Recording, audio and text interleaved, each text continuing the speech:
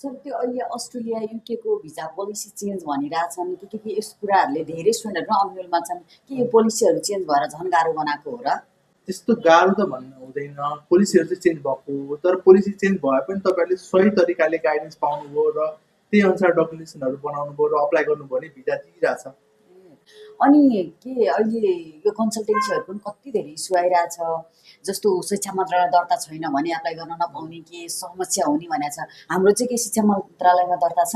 हो, हामी विगत 12 वर्षदेखि नै शिक्षा मन्त्रालयमा दर्ता छौँ र त्यही भएकोले गर्दाखेरि हामी सही परामर्श दिएर तपाईँहरूको इच एन्ड एभ्री कुरालाई चाहिँ सहज तरिकाले प्रोसेस गरिदिन्छौँ र हामी तपाईँहरूलाई कोर्स सेलेक्सन, युनिभर्सिटी सेलेक्सन र एसओपीमा र डकुमेन्टेसनहरू कस्तो बनाउनु के गर्ने इच एन्ड एभ्री पार्टमा चाहिँ तपाईँलाई गाइडेन्स गर्छौँ।